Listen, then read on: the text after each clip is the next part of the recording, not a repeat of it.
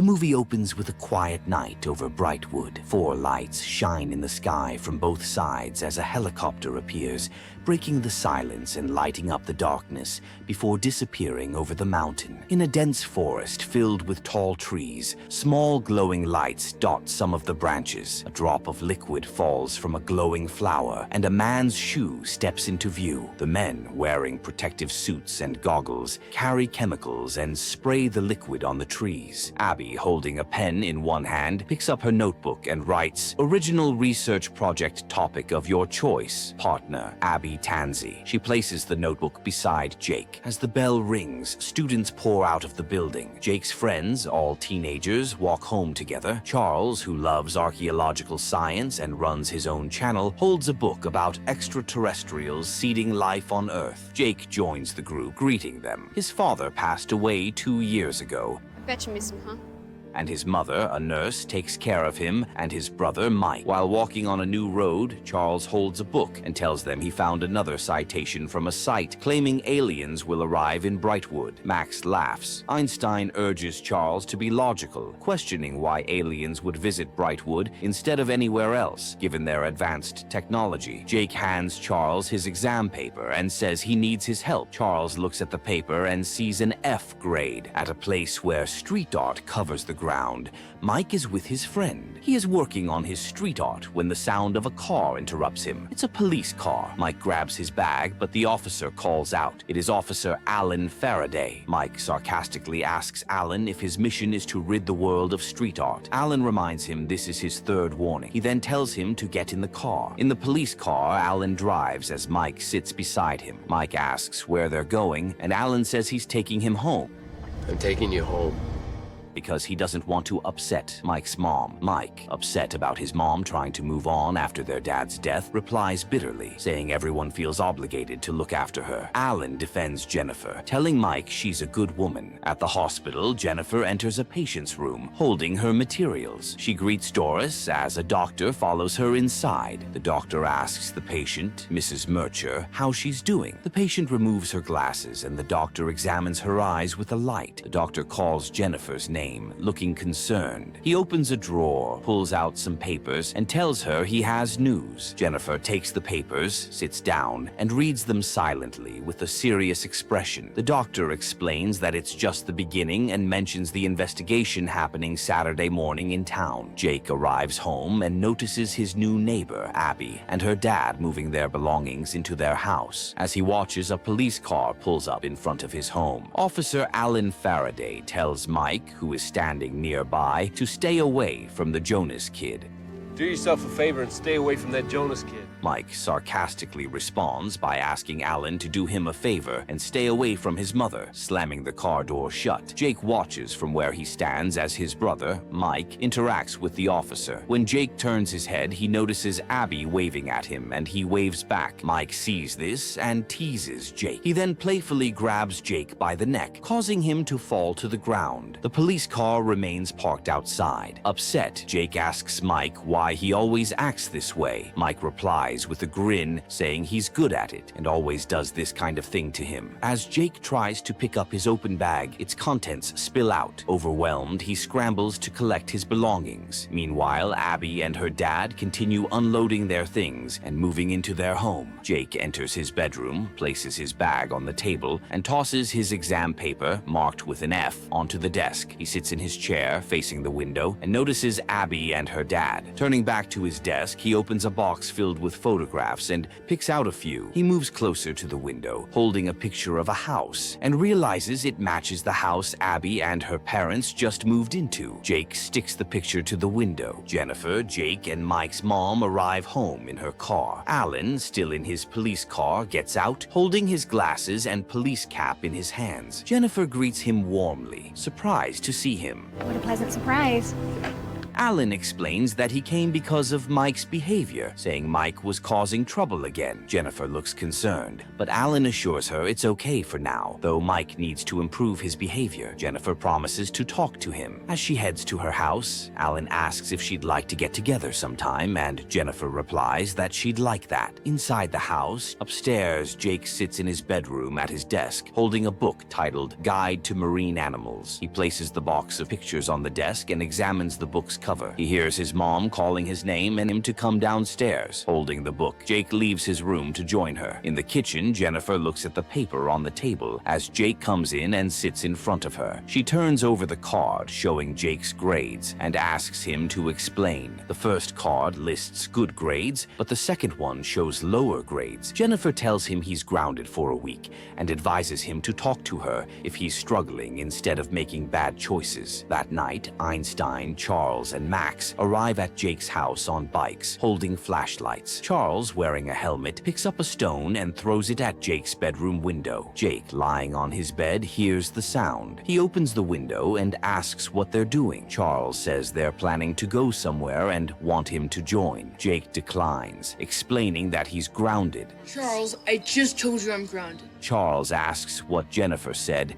and Jake replies that his mom is mad. After a while, Jake finally agrees and sneaks out of his room, closing the window behind him. Abby notices them from her bedroom mirror. Outside, Einstein, Charles, and Max stand in a circle, holding their bikes. Charles shines a flashlight on a map he's holding. Abby approaches and says hi, startling them. She asks what they're doing. Jake introduces Abby to his friends and explains their plan. Abby finds it cool and asks if she can join. Jake says it's fine, though the others complain. Charles argues that it's dangerous, but Abby insists it'll be fun and runs to grab her bike. Einstein mutters that he doesn't understand girls, and Max jokes that girls, especially pretty ones, are from Venus. Charles, Einstein, and Max ride off, leaving Jake behind. Jake waits for Abby, and when she arrives with her bike, they ride together to catch up with the others. The group arrives at a forest. They lay their bikes on the ground and walk into the woods, using their flashlights to guide the way. As they search, Jake complains to Charles about already spending 30 minutes when Charles promised it would only take an hour. Charles spots something and alerts the group. Jake and Abby notice glowing flowers that emit their own light. Abby, fascinated, touches a glowing drop and talks about studying it in class.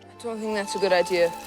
Jake warns it might be harmful. Einstein yells at Charles not to touch anything as he's holding the only flashlight. Charles shouts back, asking why Einstein brought just one flashlight. Abby asks Jake and Einstein if Charles is always like this. They explain he gets overly excited about discoveries. Abby, curious, asks what they're looking for, but they admit they haven't found it yet. Suddenly, they hear Max's voice calling them. They rush toward him and an electric shock erupts. Max screams and the group shouts at him, calling him an idiot. Later, Jake sneaks back home, holding his flashlight. But when he turns on the light, he finds Jennifer sitting in a chair, while Jake lies on his bed. Jennifer opens his bedroom door and tells him his friend Abby is here to work on their project. Jake gets out of bed, and Abby enters. Jake tries to talk to her, but Abby interrupts, saying he has to see what she brought. Jake asks what she's showing him. Abby sets up the microscope. At first, Jake sees nothing.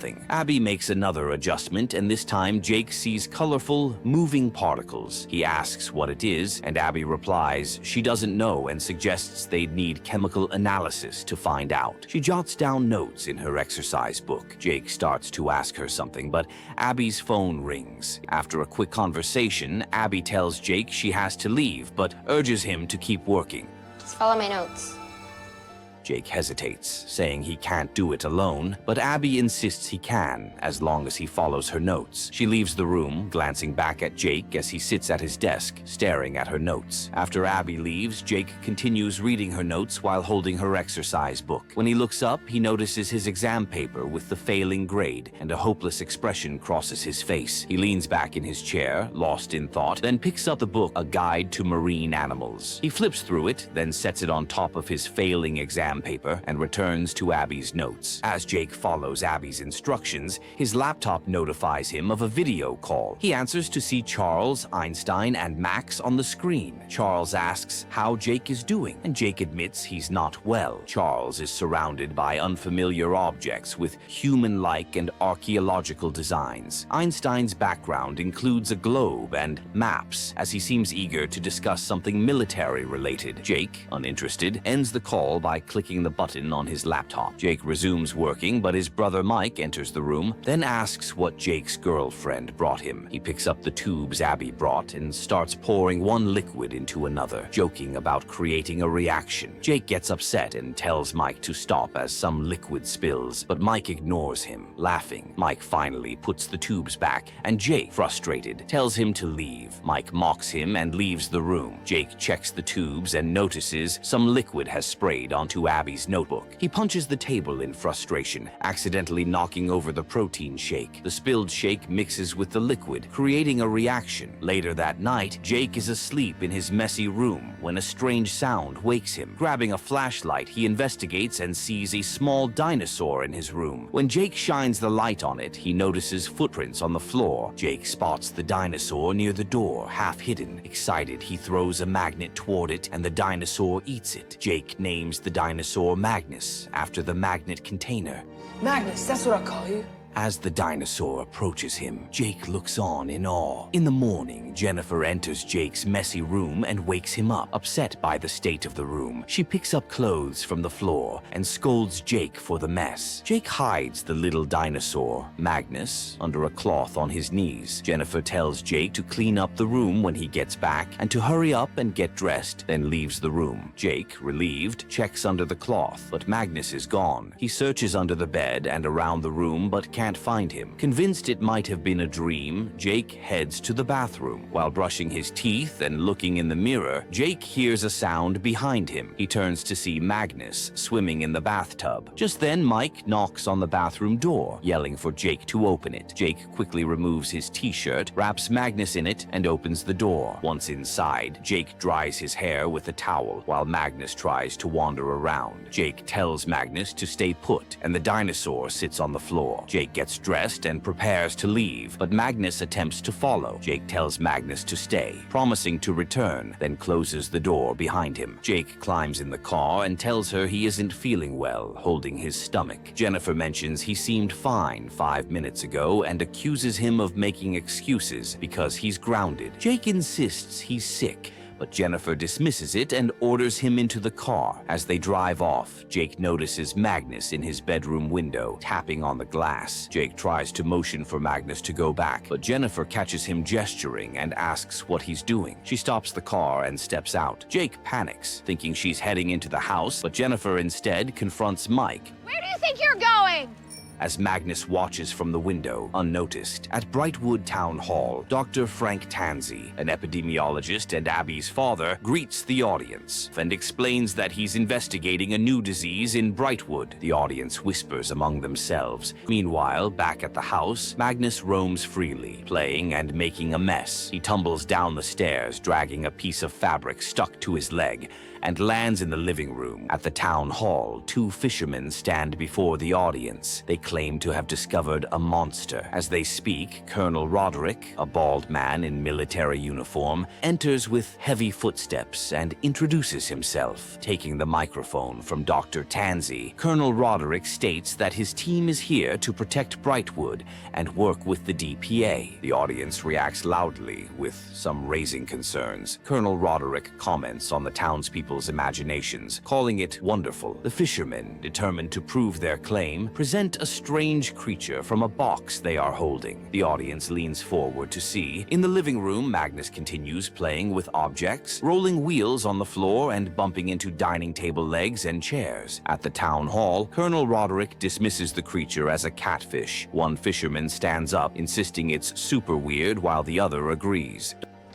Super weird. Dr. Tansey suggests taking the creature for testing, but before he can act, the military team seizes the box. As Dr. Frank heads out, Abby calls out to him, with Jennifer and Jake standing beside her. Jennifer introduces herself. Dr. Frank politely excuses himself. Meanwhile, Magnus finds an open window and sees a tree outside. He attempts to grab it, but the tree falls over. When Jennifer and Jake return home, Jake spots Magnus outside and sneaks him back inside. When Jennifer enters the house and sees the mess, she yells in frustration, questioning what happened. Dr. Frank and Abby follow a military convoy in Frank's car. Abby, sitting in the passenger seat, asks why they're following the military and why the soldiers took the fisherman's discovery. Dr. Frank explains that he's trying to find out as well. When the military vehicles stop, he gets out and approaches the soldiers, who are holding guns. Colonel Roderick steps out to meet Dr. Frank and asks if he's lost. Frank explains there's been a misunderstanding and says he's here to retrieve the specimen. Roderick demands specifics, and Frank emphasizes his credentials. However, Roderick refuses, stating Frank's official letter to obtain it. Roderick warns Frank not to push the matter, implying a threat, and tells him to leave. Frank returns to the car, and when Abby asks what happened, he avoids answering. He takes her phone and disables her location settings, asking her to promise not to turn it back on. Abby reluctantly agrees. Later, Jake opens the book their father gave him and Mike, while Magnus stands on the table. Jake browses his laptop when Magnus suddenly vomits. Alarmed, Jake tries to stop him, but Magnus continues, and suddenly his size increases. At that moment, Jake's laptop signals an incoming video call. Jake covers the camera and answers. Charles asks why the video isn't working. Jake, look up. Where's your video? Camera's dead. And Jake lies, saying his camera is broken. Charles invites Jake to join them for another trip to the forest. Jake, distracted by Magnus moving toward the door, tells Charles he has to go and ends the call. Jake hears the doorbell and sees Abby arriving at their house. He opens the door, looking nervous. Abby greets him and begins talking about their science project involving the strange sludge. Jake tells her he can't work on it now. Abby notices his anxious demeanor and asks if he's okay. Jake insists he's fine. Suddenly, a loud crash comes from inside the house. Abby asks about the noise, but Jake brushes it off as nothing and shuts the door. Inside, Jake finds Magnus, who caused the noise. Abby, however, opens the door herself and follows him upstairs. Jake is shocked to see her in the hallway and asks what she's doing. Abby demands to know what's going on. Jake asks her to promise not to tell anyone before he explains. Abby hesitates, but eventually agrees. Jake then opens his bedroom door. Abby sees Magnus and screams. Jake hurriedly explains that it was a result of a small experiment gone wrong. Abby suggests taking Magnus to her dad,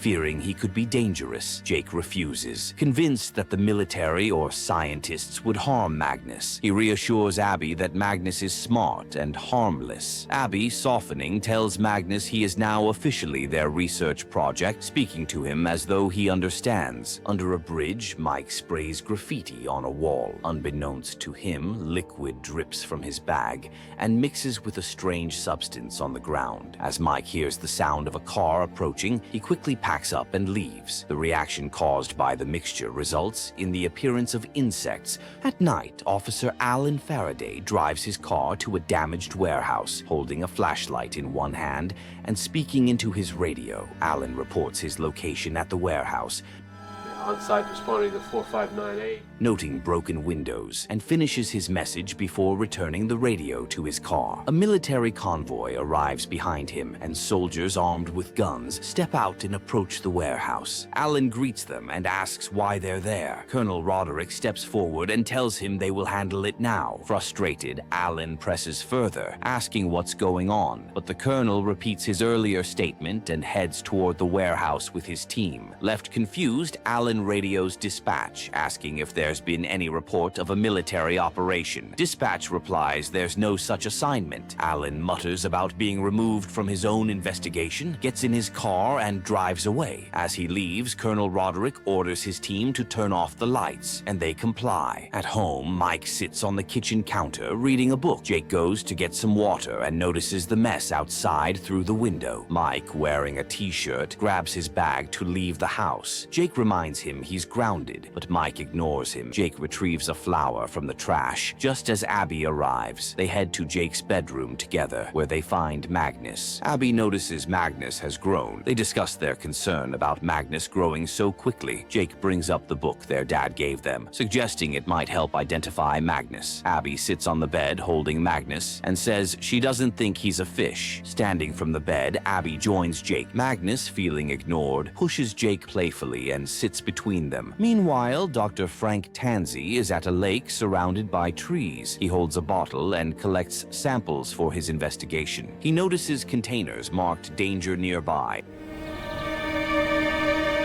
and marks the location on his map before returning to his car. Frank calls Agent Martinez, informing the receptionist that he's found something at Brightwood. At the hospital, Jennifer sits at her desk. She makes a call to Frank using the hospital phone, leaving him a voicemail. Her personal phone rings and she anxiously answers, worried it might be about Mike. Instead, it's Frank who reassures her and suggests they have dinner together. They agree to meet the next day at 7. In Jake's bedroom, Abby stands by the window, looking at pictures. Turning back to his laptop, Jake tells Abby he doesn't want things to change. Magnus suddenly makes a sound, startling Abby. Jake admits he forgot to mention that Magnus has grown 2 feet. Upset, Abby scolds him for leaving out such an important detail. She sits back in the chair and starts doing calculations, suggesting they show Magnus to her dad. Jake refuses, worried Magnus might be harmed. At that moment, Jake's friends burst into the room. When they see Magnus, they freeze, afraid. Jake tells them to relax, assuring them Magnus won't hurt anyone. The group panics, saying Magnus is the creature everyone, including Officer Faraday, is looking for. Jake introduces Magnus by name. Charles, excited, suggests posting Magnus on his channel, calling it the find of the century. Jake begs Charles not to do it, appealing to their friendship. Charles accuses Jake of not trusting him enough to share this earlier and claims Jake only cares about his girlfriend, Abby. Charles storms out of the room without filming Magnus. Max and Einstein follow him. I gotta go. Jake lays on his bed with his shoes still on, asking Magnus to join him, but Magnus curls up and sleeps on the floor. At home, Abby talks to her dad, but notices the bottle and asks about it. Dr. Tansey explains they plan to perform an autopsy to determine if the organism inside is dead. Abby listens, but ultimately decides not to tell him about Magnus. Jake, holding one of their father's belongings, heads to the garage. Mike sees him and asks why he keeps using their dad's things. When Mike tries to enter the garage, Jake blocks him, prompting Mike to tease him, asking if Jake is hiding his girlfriend in there. Jake finally agrees to show him, but makes Mike promise not to tell anyone. Inside the garage, Mike throws pillows aside, searching, until Magnus reveals himself. Shocked, Mike asks Jake what Magnus is. Jake admits he doesn't know. The brothers sit on the floor, watching Magnus. Mike recalls a fishing trip with their dad, where he caught an eel and brought it home, and Jake laughs,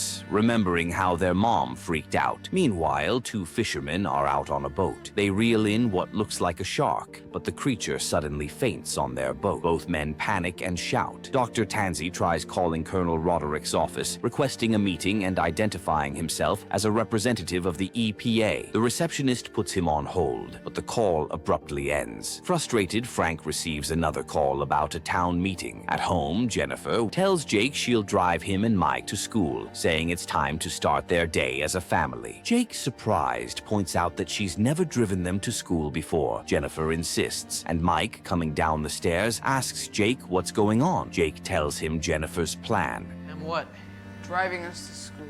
In the car, Mike sits beside Jennifer and complains about her suggestion to eat breakfast together. Jennifer tells him it's time to move on, as it's been 2 years since their father passed. Upset, Mike accuses Jennifer of letting Officer Faraday replace their dad, asking if 2 years is enough to move on. Jennifer insists she's not replacing anyone, just trying to find happiness. Angry, Jennifer pulls over and orders Mike to get out of the car. She drives off, leaving both brothers standing on the road with their bags. The search for Max, they argue, and Mike walks out. Outside, Alan calls Mike and starts their usual argument. Abby comes in time and lies about the reason they are not in school. The boys see a UFO while rigging their bicycle and follow it to see what it is, but they are shocked to see dinosaurs all over. Back at home, Mike and Jake argue about Magnus. Thing is dangerous. You saw what he did to Abby. Jake walks out of the house, and Charles, Max, and Inistian run to his house to tell him about what they discovered. Colonel Roderick arrives at Jake's home at that, but is unable to find anything. Abby and Jake had to take Magnus along with them to hide it. While there, they see the UFO, but their friends warn them to hide from it. Magnus, who was also hiding from them, takes down the UFO. It turns out it was not a UFO, but a drone that Colonel Roderick had sent. Colonel Roderick sees his drone getting trashed by a dinosaur. Jake and Abby take Magnus to a tunnel, and Jake reassures Magnus that everything will be okay. Sad, Jake starts to walk back. Magnus gets out of the tunnels and runs on the street, being chased by police officers. Jake tries to stop Colonel Roderick's team, but his pleas are ignored. Jake sits home, sad and broken by the loss of his friend. The team that captures Magnus hangs Magnus to start experimenting on him. Jake, Abby, Max, Einstein,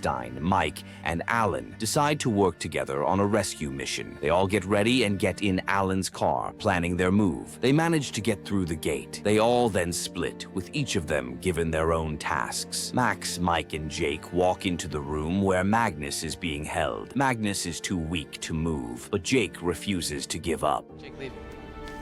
You have to go. Meanwhile, Abby and Alan discover a confidential paper. While the three are trying to make Magnus get up, Colonel Roderick arrives, capturing them. He confronts Jake about how he made him, and Jake tries to recall the mix of chemicals he spilled back then. Colonel Roderick doesn't believe him, but Magnus creates enough commotion for them to escape. They escape, but Magnus, instead of following them, turns to attack their pursuers. The group is captured by Colonel Roderick, but Charles's stream has captured everything, and now Colonel Roderick gets exposed for the harm he caused with the mysterious blue goo. After the ordeal, Magnus, now resembling Styracosaurus, transforms into a small flying dinosaur and is able to live the rest of his life in